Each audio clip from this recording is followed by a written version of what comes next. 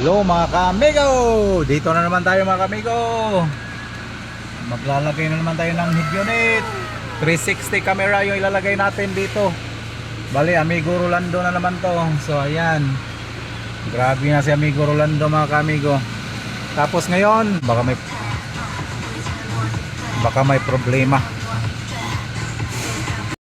So ito na mga kamigo, babaklasin na natin to.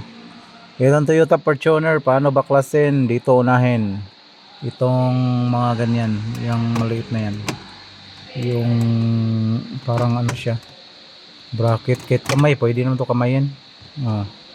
Yan, kinamay ko lang, no. Yan. Tapos mga kamigo, ang isusunod natin ito na, ito anuhin mo lang to. Pwede rin kamayin to kung gusto mo. Pwede mo siyang kamayin. Ito yung gilid na yan.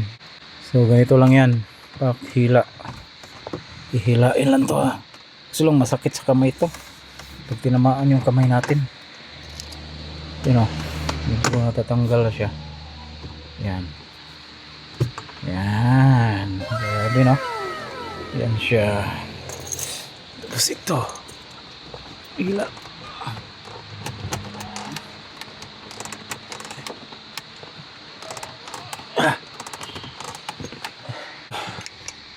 Yan, yan, grabe no. Hila lang pala yan. Tapos mga kamigo, ito na susunod natin, itong frame na to. Ayan, yan, yan, diba? Yan na, andun na lahat. Tapos screwdriver lang para matanggal tong radyo na original. So ito na ang gagawin natin.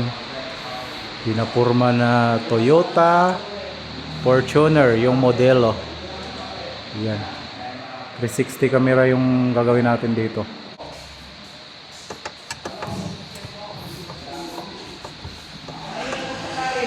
Apat na tornilyo. Tatanggalin lang natin to.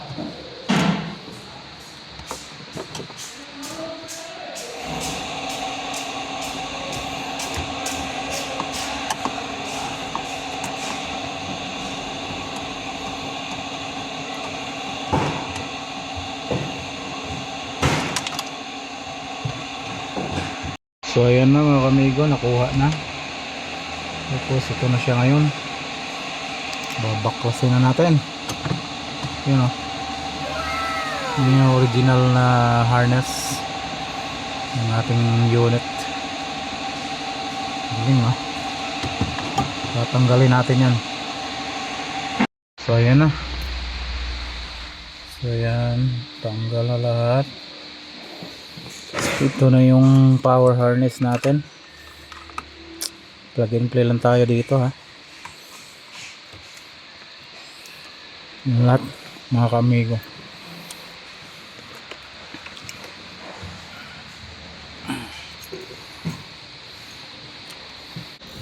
Yun mga kamigo, tuloy-tuloy lang natin yung gagawin natin dito.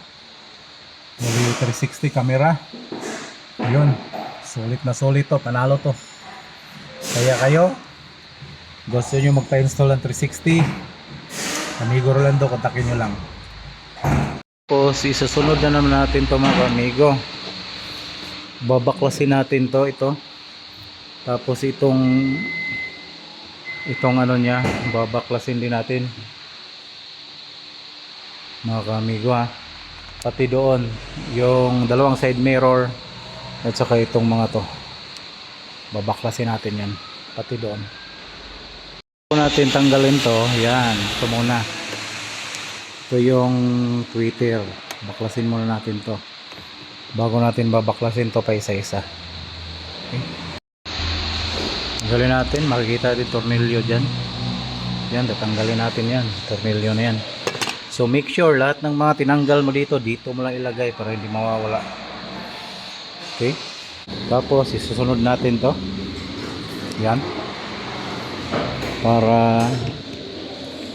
Para naman matanggal natin yung tornilyo dito ng dalawa. Yan. Pagkatapos matanggal yan, pwede natin itong tanggalin. Ito. Okay. Yan. Unahin natin itong tornilyo dito. Ayan. Kulay itim.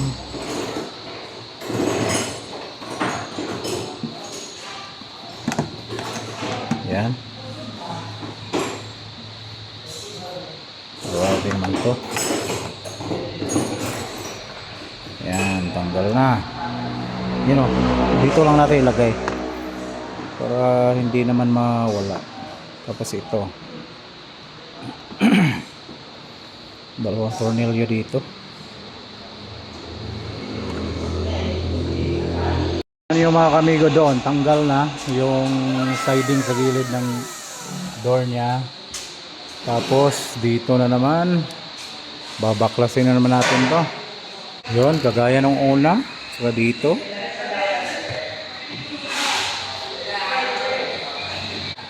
Shout out mga ka-amigo.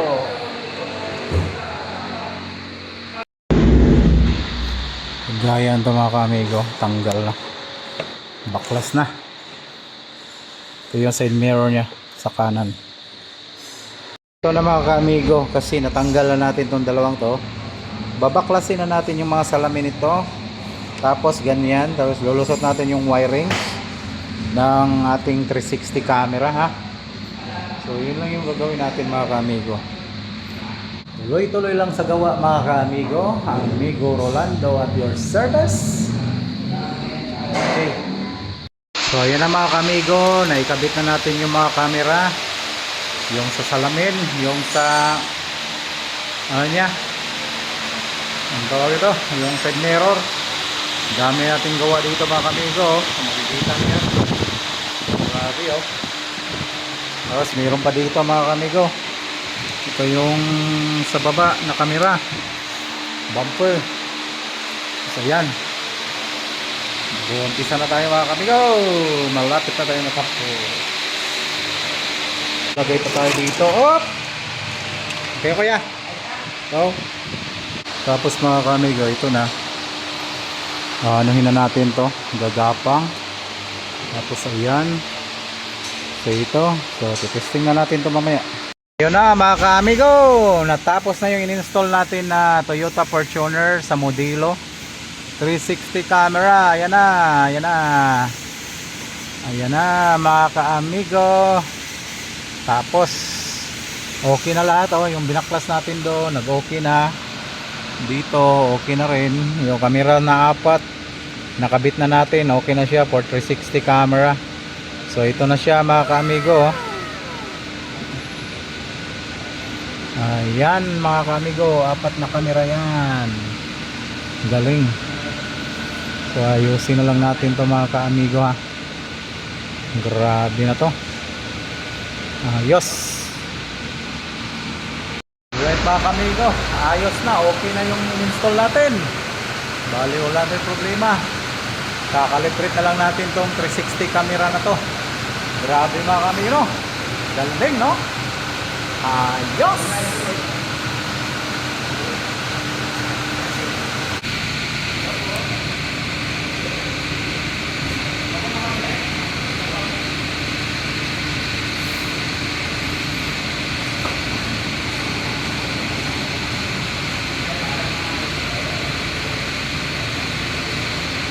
Calibrate na lang yun, no? May customer.